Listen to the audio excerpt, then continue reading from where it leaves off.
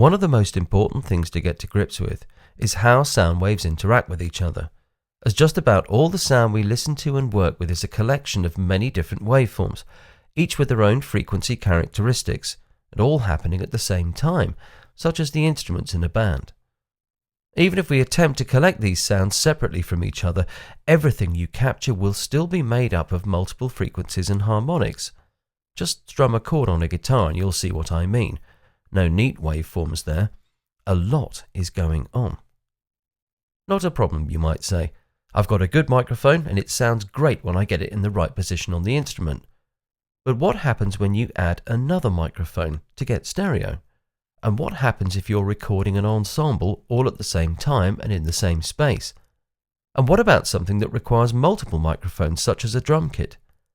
Don't forget, we're talking about waveforms that are travelling at extremely high speeds, and if one mic is slightly closer than the other to the sound source, that means it will pick up the peak of the wave fractionally faster than the microphone that's further away. But what does this all mean? This is all about the principle of phase, and is one of the most important elements to get right in the recording process. Here we can see what happens when sound waves share their peaks and troughs at the same time. When this occurs, the collective signal is clear and strong. This we call being in phase. It's simple, really.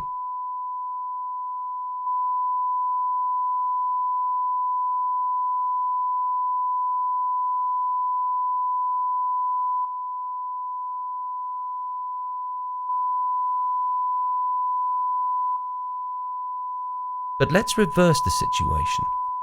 When waves are placed together where one's peak occurs at the same time as another's trough, and vice versa, a strange thing happens.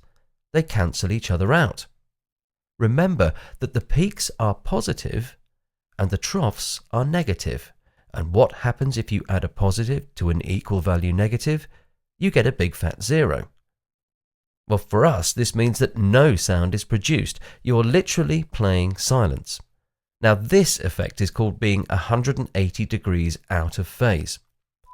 Here's an example of two mono tracks, and we're going to flip the phase on one of them to produce this effect. The sound is still actually being generated from the playback device, but because we've made them 180 degrees out of phase, you hear nothing.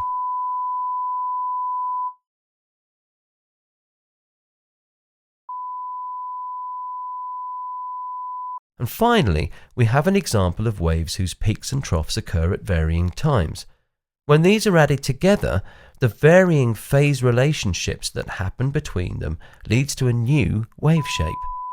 It's similar to the originals, but thanks to some parts being in phase and some parts being out, and not always of equal value, we can begin to understand how this strengthening and cancelling or weakening of the signals works together when we have more than one mic on the go in the same space. Here's an example of something out of phase. Listen carefully to the point at which we flip it back in phase and notice the difference. Now, it's not 180 degrees out of phase, but there are some phase issues. And notice the effect it has on the overall quality of the sound.